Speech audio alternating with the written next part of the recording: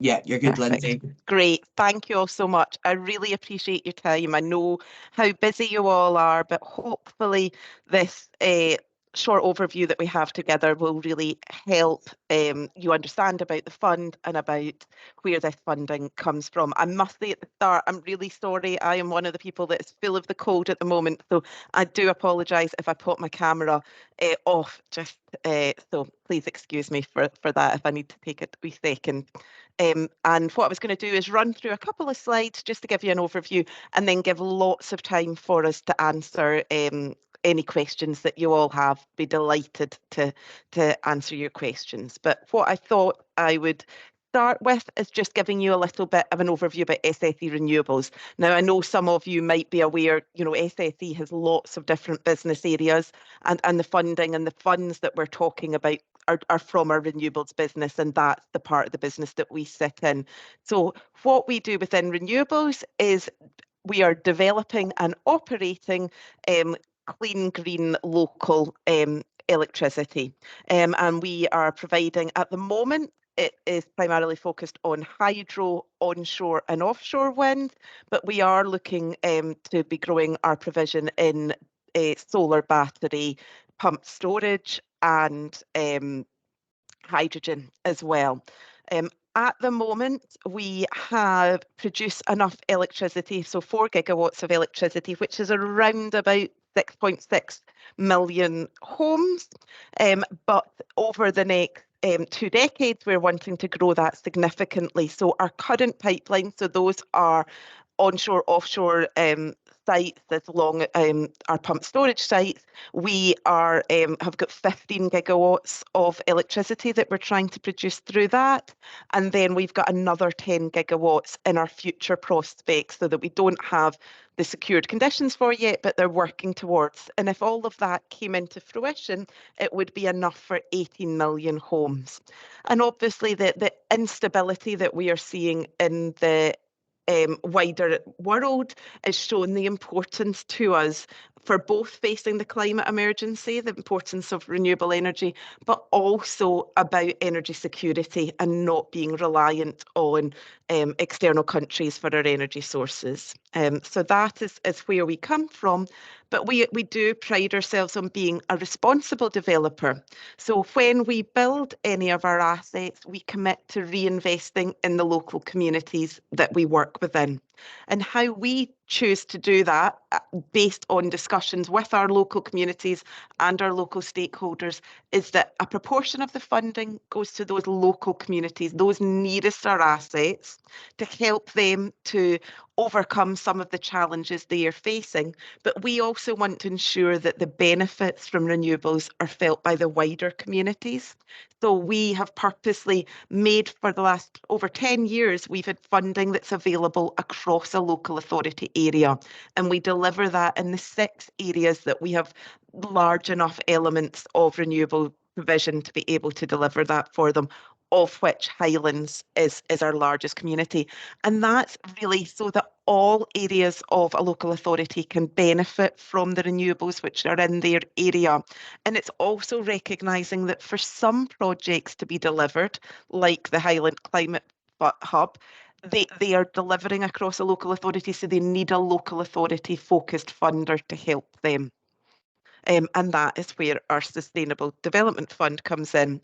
And as you'll see from the facts on here, we're at the moment we're giving away about £10.5 million each year, and our pipeline is we've got about £315 million that we'll be giving away to communities in Britain and Ireland over the lifetime of our current assets. And we would expect that to grow as the number of assets that we have grow as well. But what we're all here to talk about is our Sustainable Development Fund. And as I said, that is our regional fund. So this is the fund that's available over the local authority area. And it's supporting some of those larger, more transformational projects that can't happen within the micro communities where our wind farm and hydro stations are based.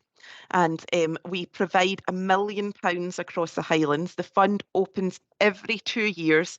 It always opens in the autumn of those every 2 year cycle, and it makes awards in the March to April of the following year. So that's to make sure that the projects on the ground have the time to plan for it, and they know when our funding is coming. And unlike many other funding sources at the moment, we have that certainty. This will be in your region for at least another 20 years. So you have plenty of time to plan and apply for the fund. We have an independent panel that makes our funding decisions for us on the Sustainable Development Fund, and that's chaired by Lord McConnell, the ex-First Minister. But it also has representatives from a skills background, so Damien Yates, who is the Chief Executive of Skills Development Scotland, sits on the panel. And we also have Jim Hunter, who many of you will know from his time at UHI, who is an expert in Highland heritage, and he also sits on the panel. So we make sure that there is a strong Highland focus, people with Highland knowledge on the panel. And what they are looking for is we have 3 core themes, which are skills and employability. So that is really looking at projects. We recognise how important it is that young people are staying within the Highlands, and so we want to have provision that helps them to further their careers within the Highlands.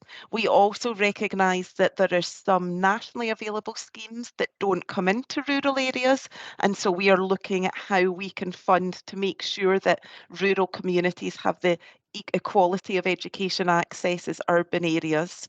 And then we also support with community improvements. So that can be things like asset transfers, it's potentially provision such as community-owned housing, looking at provision like health and well-being.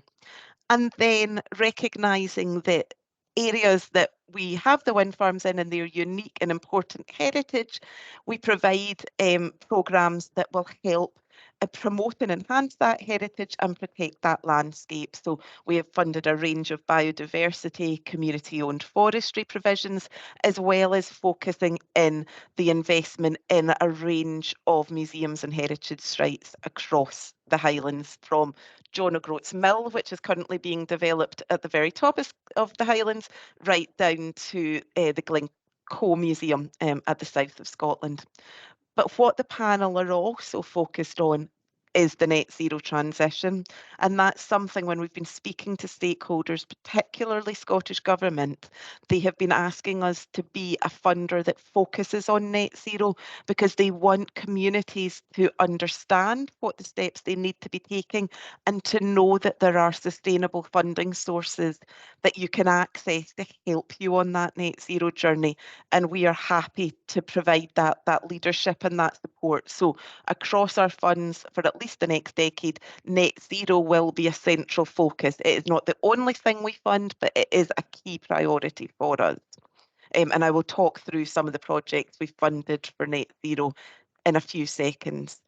But what I often, the first questions people ask me, especially when the application comes out and they're looking, is their project eligible?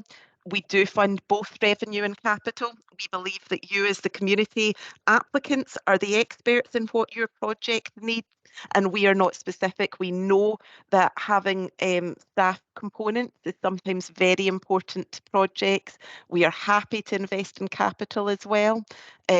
We are, what we often say is, we are the funder that will fund all the unattractive areas that other funders, we know there's lots of funders that are very specific as to what is eligible or not eligible for their funds. What we are investing in is your overall project and your overall ambition. How that funding is spent, there is more flexibility for us. We will work with you for you to identify which parts of the budget our money would make and our funding would make the biggest difference for you on. We are also able to work with projects over a longer period of time. Because we are not linked to statutory funding, our funding doesn't need to be allocated within the 1 year period that many other funding sources do. But what we would ask is that you keep in conversation with us. You're able to show us you're making progress on your project, but we will be able to keep that funding offer open to you for longer than many other funders can. We are also a big supporter of multi-year funding. We recognise that communities, what you can achieve in a year can normally be quite limited. So we want to give you that security of funding over the longer term. And we also recognise that sometimes projects, it's just at the very start of an idea and you are just needing some seed funding to build up your capacity to provide some stewardship and guidance at those early stages. And we can provide allocations to help with those early stage developments. The other thing that people will always ask me is about how large a grant they can apply for. We are looking towards the larger size of projects. So our minimum amount is £30,000, but that can be drawn down over a number of years. And we do provide up to the full value of the fund. I must say it was very unusual for us to provide funding even close to the £1 million mark, but we have provided, there was a very large STEM project we funded, which was over £600,000 worth of funding, and also the Rassay Hydro project that we provide, and I will go into, and the Highland Energy Efficiency Programme have both been very large grants. So as though it is more traditional for us to make awards of about £70,000 to £120,000, we do have the flexibility if there's a large transformational project that they can allocate funds to a much larger value. And then for this round, the fund is open at the moment, and I'm happy to discuss applications just now. And as we progress, and the funding deadline will be on the 10th of January. I must say that people often feel that when they're putting in the application, that's the end point. It's not. If we're reading your application and we think, oh, there's a nugget here that the panel would like a little bit more information on, we'll come back and ask you as we're preparing the documents, and we'll prepare the documents for our panel, and they will make the funding decisions late March, early April of 2024. What the panel are really looking for in their applications, one, it is about transformational change. They tend to only be a one-time funder of a project, so it's really to help a project during a key period of accelerated growth, or when they're needing to test a new model, or when they are trying to enhance their self-sufficiency. That tends to be what the panel want to is an invest in a project in a key time of their development to leave them in a much stronger position going forward. They will want clear guidelines as to what your project is, an understanding of what it is you're trying to achieve, how you will deliver that, how you will ensure you have the right management around that, and how are you going to monitor your success of that project. They do look at what outcomes that project is trying to achieve. We try and say to you, don't overcompensate with outcomes. We're looking for 2 or 3 things that your project is going to be focusing on, and how is that going to make a difference for that local community. And speaking of community, the panel do think it's very important. They are dealing with communities all over the Highlands. They want to have confidence that the projects have taken the time to speak to those that will be utilising and benefiting their project, and that those people have been able to confirm that they do support the project and they do think it will make a difference within their local area. In terms of match funding, our fund, we're not fixated on match funding. It's not something that we require as a funder, but what we are very aware of is there's many other funders in the market that do require match funding. And so what we are happy to be is to be that other source of match funding. We know that we are often investing in a project at a very early stage, and that us providing early support can attract some of the national funders to come into the Highlands and to invest in that project. And we also know that by sometimes providing a funding certainty, it helps untap a potential in-principle award that has been made by another funder. So that is where we are happy to be utilised along as a match funding source. And the other thing that's very important to the panel is, how will this project continue after our funding ends? as I said, the panel is traditionally only provides funding at one point for a project. So how will this project continue delivering? Now, this might be that you're going to have your own independent income. It might be that you're going to look for other funding sources, or it may well be you've only needed to do this activity over that period of time. And once you've been funded to do it, it will manage itself. So for example, provision like, solar panel provision within community halls, it's a large upfront investment, but the ongoing costs are minimal and can be cooperated into the ongoing running costs of the group. So they just want to make sure that you have thought about what happens once this funding ends. And then I always think it's useful to see how the types of projects the panel have funded. Now, I must say every round is completely different with what the panel supports. No two rounds are the same, and that's because communities are continually evolving and changing what they operate and what the projects are focusing on. But this just gives you a flavour of some of the other net zero projects that have been successful from the panel. Now, the first one, as you'll see, is the Rathay hydro project. As many of you will know, that the island of Rathay is off-grid, so it doesn't have its own energy source. And what we have helped them to do is develop a community-owned hydro scheme, which provides energy security for the households on the island, but also will hopefully encourage the local businesses to maintain and grow from that island. And by building the hydro scheme, it also provides a small community benefit scheme that can reinvest back into local projects. Another one on the right-hand side is Plastic at Bay. And I don't know if many of you know it, but it's a project that we provided that very early initial funding. And it was an idea about how do we utilise the high levels of marine waste that are washing up on the North Highland shores.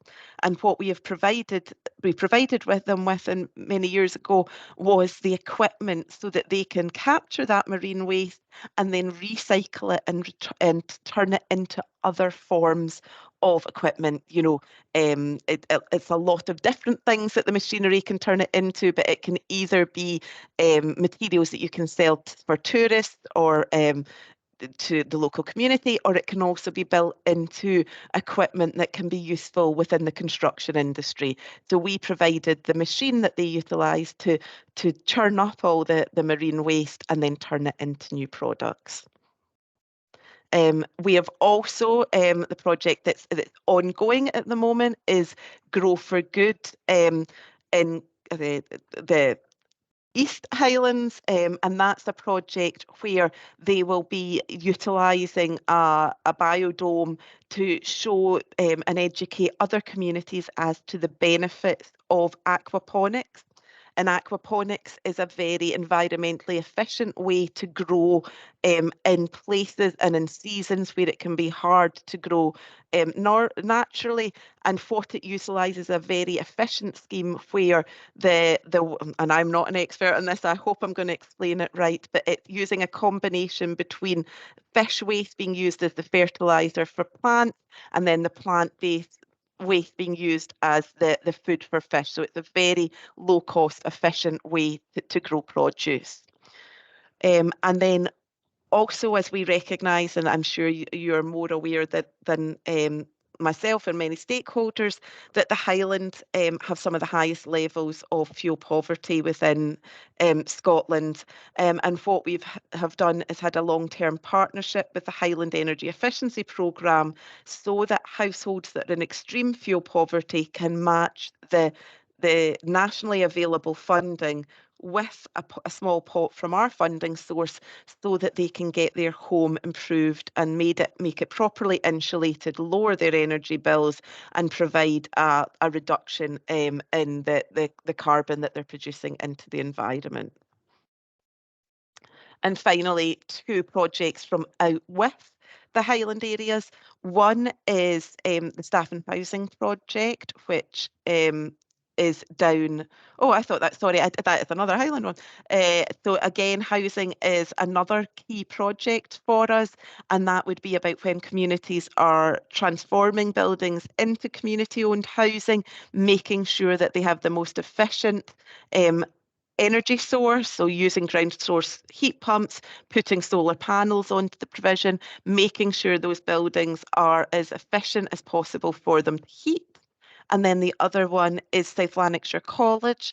And what we have been doing there is, I think many of you will be aware, there is a key shortage in the numbers of skilled professionals that are able to do retrofit within Scotland. So this is a programme where we have worked with South Lanarkshire College that they can train their young apprentices and students in some of the core retrofit skills so that they can look for jobs within the industry.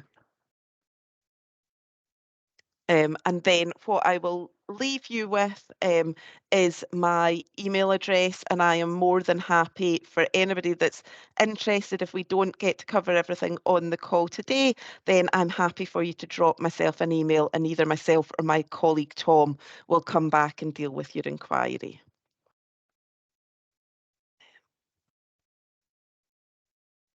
Thank you very much, Now Lindsay. is the time. I will stop sharing, and the time you can all give me all of your questions. And I'll let Joan, I'll let you be the adjudicator of who goes first on that. Thank you, Lindsay. Has anybody got any questions for Lindsay? Don't all rush at once.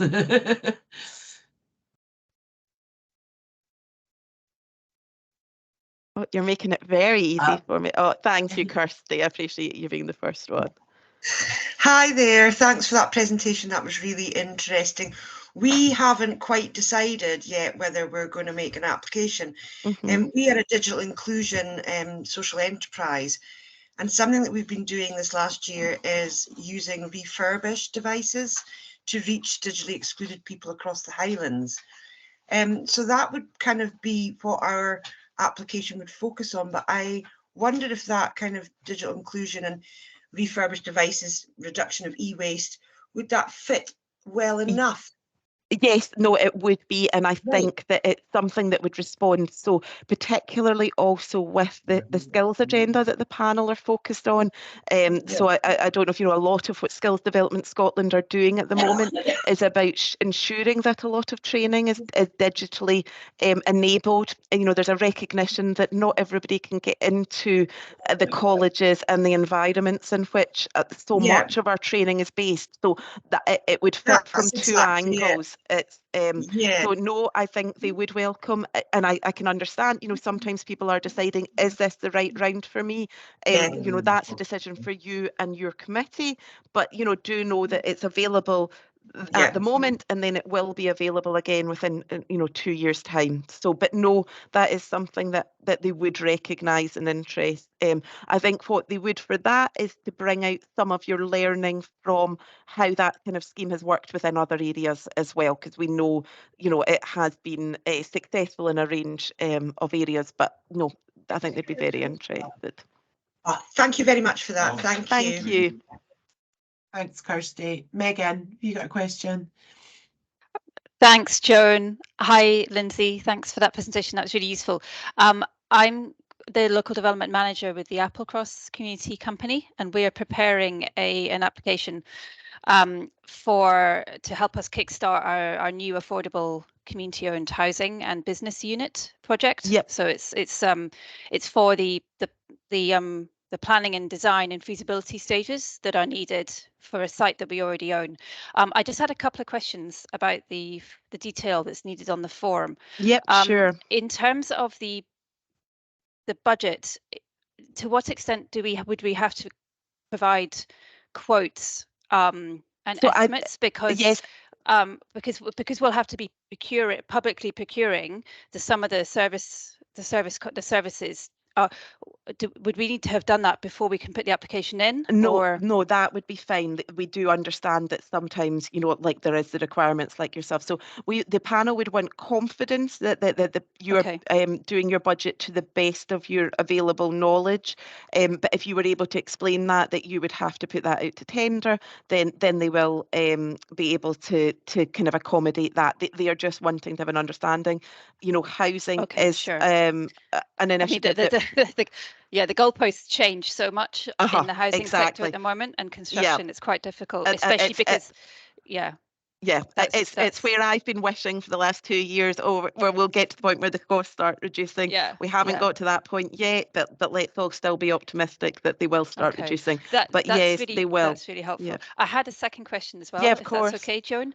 Just in terms of the accompanying documents that are listed at the back, it talks about a business plan, which we have for the project. And I'm just wondering, do you define the business plan being business plan plus a financial plan, or is it more just the business plan in terms of outcomes and narrative and justification and demand and things? I'm so glad you have mentioned that, because we are little magpies. We do not, what we are looking for when we say things like business plan is we are just wanting some extra knowledge and information. We recognise that the application form is relatively short, and so it's just to provide us background knowledge. We do not want anybody to be creating any documents just for our application. And what we will take is we will take the documents in whichever format your boards and your committees have been using for their planning. So it's just to give you the chance to provide us some of those background documents that you have all been utilising for your planning, that just give us some background insight into that project. So it doesn't need to be at the fully approved stage. That's absolutely fine. And do you need it to have financial information in there as well, or is it? It can be helpful, but I can understand with projects like yourself, I wouldn't worry if that element is not in it yet. Don't be doing that just for ourselves. If you've already got it, if it's as documents that you've been looking at as the committee, then that can be helpful for us to share. But don't be doing any of that information just for our submission to our application, our fund. That's not what our intention is. Okay, thank you. That's really helpful. Yeah, and they recognise the importance of housing. We're a big, strong advocate of community-owned housing. I think, so we've just done 10 years of the fund, and so I was quantifying. So I think they funded 55 houses in the last 10 years. From the Fort Augustus large-scale housing to Morven, where it was just, a couple of houses. So they do recognise the importance. Great, thank you. Thanks, Joan. That was it. Thanks, Megan. Does anybody else have any questions? Or you can put them into the chat as well. You don't have to speak if you don't want to speak. I'm quite happy to take them in the chat. Sylvia. Yeah. I think you're still on mute, Sylvia. Are you? Am I still on mute? Is that better? Oh, that's better. Yeah. The tech. A quick question around how do you feel about partnership applications, working together with other organisations and putting in a joint bid? We are happy for that, but what we would need is one partner being willing to be the lead applicant on it, and that is because we need to do some due diligence screening. I was going to say unfortunately. Fortunately, we are a large energy provider, so we have an audit department that we need to have comfort that we have done the financial checks. So we need one organisation that are willing to provide their constitution, provide their bank details, but we recognise the importance of partnership working.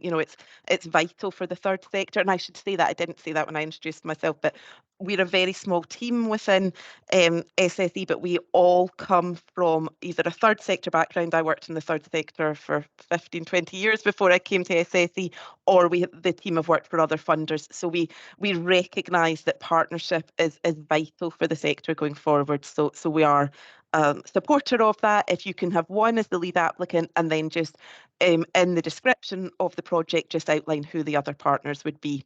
And I know I've had some groups asking, if you're a partner in one application, would that limit your chances if you were also putting in an application for something different? And no, it wouldn't. Every application is viewed in their own merit. You know, we do expect that our funds will be oversubscribed. I think it is just the reality of the funding environment at the moment, and with there not being as much certainty about some other funding sources, but that is not to diminish from your application. It can be, you know, we do fund multiple projects every round, and it can also be that if you've put in an application and it's, you know, the panel have felt it's not quite ready for support, that we would work with projects until it is ready. So John O'Groats is an example for that. The mill, it wasn't successful its first application to us, then we worked with them for the next 2 years, and it was successful the next time. Donna. I think Donna, yeah. Hi, hello. Hi, Donna. Hi. I see this is the fund opens every 2 years. Yeah. One of the things that we have an issue about is that we don't know actually what. Sorry. A big part of our project is renovating a historic building and repurposing it. And what I've got right now is I have the bare knowledge of what it will cost to put the designs together, and what it would cost to have a couple of people hired to push this project forward. But what I don't have is the overall large numbers of, once we have the designs, until I have those designs, I won't know how much it will cost to actually repurpose this and renovate this building. So is it possible to apply in 2 years, once the designs are done and we've done this initial work, then reapply for a larger amount to actually get the building done? Yes, you could do, but the panel, it is more, the panel don't tend to award the same project twice. So I think it would be thinking about what is going to make the largest transformation for yourselves, because sometimes what you are needing is that early investment, that early support to get the project running, and you have larger confidence as to what would come at the for the main funding stage. Or it might be that actually you feel there's other funding sources you would be able to get this early stage from, and we would fund the latter stage. It's not through choice or strategy, but it tends to be we are either a very early funder of a project because they are needing somebody to show support, or we tend to be towards the very end stage. And that's what I was talking about earlier, where funders said, yes, we're interested in element X and element Y, but nobody's thought that, you know, the staff need paid, the car park needs paved, all these, like the other less attractive elements of the project. So we tend to come in at the end to make, you know, the overall project feasible. Okay, thank you. That's helpful. If I don't have any immediate hands coming up, I just wondered if that's a good opportunity for me to come in and kind of share my experience with the SSE Sustainable Development Fund, just because of what you were saying, asking there, Donna. So in my previous role, when I was with Thurso Community Development Trust, and that's why I've always thought of the Sustainable Development Fund as something that you maybe think of as a kind of longer term. You might not have a project that's ready for it right now. I remember back in, I think 2000, it must have been 2019, having a conversation about a project that Thurso Community Development Trust were thinking about doing. And we were looking at, it was a project that we needed a feasibility study for, basically. And as we all know, funders don't really like the feasibility studies. But through the conversations that I had at the time with SSE, it wasn't Lindsay, it was previously, it was Marianne that I had the conversations with. It was there previously. It was, maybe this isn't right just now, but go away and have a think about, like, you know, like go and have go away basically and have a think about what it is that you might want to be looking to do in the longer term. So then when the fund was open the last time, we applied. So you might have, some of the eagle-eyed amongst you might have spotted that up on that wind farm was myself and Marion, who's currently on maternity leave. But we applied at that stage, so that was while I was still with the trust, we applied for Thurso Community Benefit Society, which is what's now Socially Growing. And at that stage, we had a much more put together project. We were looking for funding that was that final kind of nail in the piece of the other funding that we'd been able to secure. But I found it all round, from doing the form to that bit about having the business plan. Like, we had a business plan that was already written. That was obviously a very enterprising project. But I didn't have to rewrite the business plan. I just submitted it as we had it. And I found the form a very easy process to go through. And then I'm fairly confident that it was then we had some questions that were asked about the application, which we then answered, and we were able to provide some additional information. And I'm pretty sure that I just kind of had a conversation about what the project was. And then we were awarded the funding from it. But it was exactly at the right time for that project to be able to fit in that funding there. And it's made then just a transformational difference to that project. And even then, once that's been awarded, so I'm no longer involved in it, but even now that it's been awarded, or I'm on the very much the back seat of it, I still am a little bit involved. Pretend that I'm not. But what we actually originally applied for hasn't quite worked in the way that we wanted it to work. And SSE have then we've been able to kind of pivot that funding a little bit. So it's a very supportive funder. And it is like, you might not have something that's ready right now, just as what you have, Donna, but it's maybe just looking at what's the strategy. Because I remember leaving that conversation in 2019 saying, okay, well, that's not really going to work. Obviously, and it was at the end of 2019. Obviously, the world turned at the beginning of 2020 and plans completely changed. But I knew that there was a funder there that we could go and make that application to, that I could fit into that overall funding strategy that I was looking at for the trust and where the trust was going to. I don't think I was thinking like that in early 2020, because obviously we were very busy with COVID and we were doing lots of other things. But it's worth thinking about fitting it into an ongoing strategy. So is there a project that you're thinking of right now that's maybe like, okay, we're not quite ready, just as Donna says, that maybe we don't quite have all of our ducks lined up, but actually we could be thinking about this in 2 years' time. And that's it. We are happy. We are Highland focused. We know that many projects, many other funders, you never know when their funds are going to open, what they're going to focus on. So what we're trying to give the communities is a greater certainty with our funding. You know when it's going to come, you know how much the funding pot is going to be, and you can help plan for it. And as Joan said, which was very kind of you, thank you for such kind words, Joan, we try to be realistic. We know we're lucky. We're not in the old days of when it was European linked funding. We're not statutory funding, so we're trying to be flexible for communities. We're realistic. We know things change in terms of your priorities. Joan's talking, so at the trust, there was a large part of the award, and just with the changes in economics, it was no longer viable, and it was going to provide a risk for the trust. And they said, actually, and they gave a good justification, can we repurpose that element for this? And as long as we are aware of it, we are given knowledge, and we can see that it's for the benefit of your group and your community, that then we can be, flexible about adjusting budgets, both in terms of the times that it's spent and what it's focused on. Another group I always talk about is the Ledge in Inverness. I don't know if many of you know that the climbing centre, we worked with them for 5 years, because it just was, through no fault of their own, the properties that they'd been looking at weren't going to be able to get into fruition, but we kept the funding open until they got the right property for them. And that, we are fortunate that we're able to be that flexible. And as long as we have that relationship and you're informing us what's happening, then we will, continue working with you.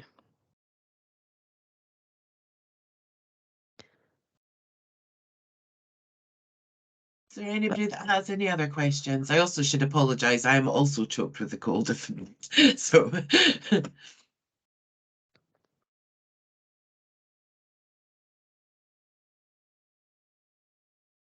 But also, please, if you don't want to ask questions just now, you know, you've got my email address. Joan will also share the slides. I'm more than happy, you know, drop us an email. But what I would just reiterate, you know, think about if it's the right time for yourself, your project.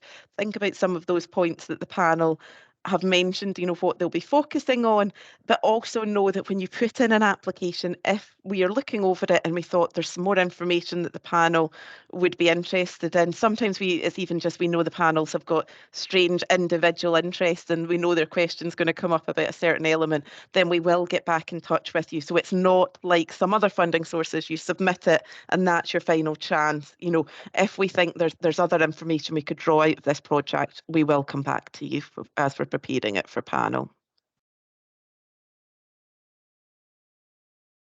Okay, folks, just before, oh, sorry, you. I'll squeeze in the last question. Of course, you're more than welcome. I was hesitating asking. Just I was frightened you might have covered it already, so I thought I better ask. You touched a little bit on how long you might fund a project for. I missed a bit. Did you say how long might that funding be available for? You said 3 years, but was it beyond 3 years, or was it just up to 3 years? So if they could fund up to 5 years. I think 5 is about the furthest that we've got to at the moment. You could try testing them with longer, but then, and in terms of keeping it open, so once you're awarded, you know, we do like progress within 1 year, but we have kept funding open for groups for, like, the ledge was 5 years that funding was kept open for them till they drew it down. And, you know, as long as we can see the progress that's being made, then, you know, we're happy to continue supporting. Yeah, and you could draw that down over a different amounts each year, depending on what stage the particular project was at. Yes, and it depends on what other funding sources come in. You know, I've got one group, they just keep coming back and saying, oh, we managed to get this other funder, can we push yours into the next financial year and the next financial year? And yeah, we're more than happy. You know, if you can use us as a match funding source to attract other people, then delighted to help in that way. Okay, that's good to know. Thank you. No, thank you. That was actually a really good question, Ewan. I'm glad that you asked it. Yeah, me too. Yeah. Just before we go, I'm going to give a couple of shout outs to funding that we have available from the hub, not the levels that Lindsay has available, but we do have currently open until tomorrow for this round is a Climate Action Fund, which is up to £500 for either community engagement or a new climate action project, which you never know, we might be funding up to £500 for you to explore a project, and in 2 years' time, it's this lovely, great, huge project that you can be putting into the Sustainable Development Fund for. So we've got a round that's open that closes tomorrow. It will reopen immediately, but those decisions will be made after the 31st of January. So if you're looking to try and if you've got a project that you're looking to get that £500 in for before Christmas time and know about it, then please go and do an application. We've got a very, very short form for you to complete. I don't know if Vari or Sheila, if you can pop the links in. My multitasking skills are not great at the moment with this cold. The other opportunity that we have open at the moment as well is our Sustainable Spaces programme. So the Sustainable Spaces programme isn't a certain amount of money. There is some funding that will go behind it, but basically we're looking for 10 organisations that have got some form of community space. And don't think of it as, it doesn't need to be a village hall or community hub. We want a variety of different types of spaces. So it can be a community garden, it can be a community woodland, it can be public toilets. I'm seeing Sarah on the call, it can be a campsite, it can be any form of community space, as long as it's community owned and community led. So it can be on a lease as well. And we're looking to work with groups over a period of time from January to March to actually really meaningfully put in net zero and environmental policies, to do kind of an audit as to your space. We can potentially connect you in with other funders and get another kind of surveys done of your space. And then we can fund sort of the smaller things, low-hanging fruit, like reusables, making sure that you've got those sort of things in place. So that is open until tomorrow. Again, there's a very, very, very short funding form that needs to be filled out. It's on our website, and Vari has shared both of the links. So please go and apply for those if they would help in any shape or form, or you would like to be involved. I think that is my bets, unless there's something that one of the hub members of staff is going to tell me I've forgotten about. Ewan. I just took my interest when you said community space. Could that be a cafe? Yes, it can be a cafe. Yeah.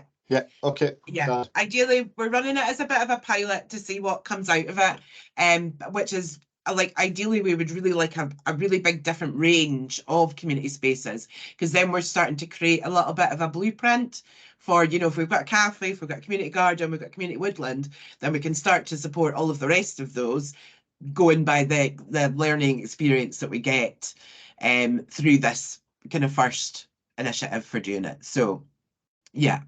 The only other thing that I think that I have is that I am running a funding masterclass tonight, which I was going to prompt in this, but it's fully booked. So we will be recording it. If anybody's interested in getting the link to the funding masterclass that I'm doing this evening, then just drop us an email to inquiries@HI Climate Hub, and we will send you out a copy of it. If anybody's interested in attending that funding masterclass, next year, then we will be running one in March. We haven't decided on a date yet, but it will come out via our newsletter and things as well.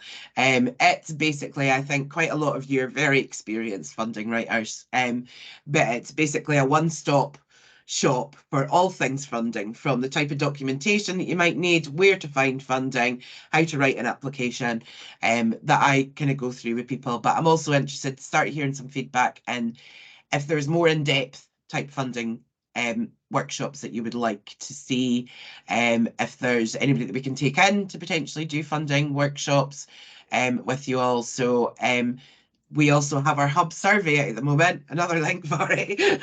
She's like, where's the link? I can find it in a minute. So if you're a member and you haven't taken our survey yet, then if you can go and take the hub survey, and if there's any form of training, anything like that that you would like for us to add and to help shape the hub and what we do and what we can offer you, then we would love to hear from you then. Are there hub staff? I can see faces that look like they're desperately searching for the link. It's on the Facebook page right now. It's the latest post. There we go. It's a bit of a challenge. It's like hot. I normally actually have them already in a little document that sits next to my screen, but cold, I'm not. Do you want to mention the film screenings as well? Oh, yes. Okay. This is now me just doing an advertising board. We are doing, so for any of you who are in Inverness or around Inverness, then we are doing a screening of our Climate Action Highlands and Islands film on the 7th of December. So there's a drinks reception at Eden Court at 6 o'clock, followed by the film screening at 7. And there's a Q&A panel made up of myself, Cameron, our filmmaker, Emily Williams from Velocity, who feature in the film, and just confirmed today, Carl Rosey, the chair of the Highland Council Climate Change Committee. So we'll be doing a Q&A panel following the film. So if you are in Inverness, then we would love to see you. It's all free of charge. And we are also doing an online screening of the film on the 14th. Yeah. I don't think we've got a link for that ready yet, have we? No. But if you keep an eye on our social media, and if you do get our newsletter, then you will get a link. We thought that we would do it as our kind of festive thing to make sure that everybody online has had a chance to see it. We would also welcome, if you are a community organisation, if you would like to host a film screening, we are quite happy to work with you to hold a screening in your community. The film, in case some of you aren't aware of it, it basically tells the story of climate action throughout the Highlands and Islands. We worked with a filmmaker, Cameron Mackay, over the summer. It has the most glorious scenery and glorious weather. It would warm you up at this time of the year just to watch it. But we worked with organisations from Shetland to Lochaber, and just showing all of what they're doing and the range of different climate action projects that are taking place all over Highland and the Northern Isles as well. So we've got everything from energy to active travel to growing to food waste. And Cameron, the filmmaker, covered over 5,000 miles, pretty much all by public transport in the creation of this film, apart from a couple of lifts here and there. Notably, I don't know if anybody's here is from Lairg or Rogart, but particularly between Lairg and Lairg train station. So you need to get a lift there. So yeah, we'll have film screenings. We've got the screening in Eden Court, and then we have got us screening on the 14th, which will be an online one, and you can go onto our website and you can request to do a screening. I am making the files and things like that available online very shortly. That's on my list for this week. Is there anything else I've forgotten? No. So I think that just leaves me, if anybody has any final questions at all for either Lindsay or myself. And then I think that just leaves me then to give Lindsay a big, massive thank you. No, thank you so much, Joan, and thank you all, everybody, for taking the time. I know how busy you all are, so thank you, appreciate it. Okay, thanks all. And if you are planning an application, I would urge you to get in contact with Lindsay. But if you also want some help from the hub, we're more than happy to help you with your applications too. Okay, just get in touch. Thank you, everybody. Take care. Thanks all. Thank you. Bye. Bye.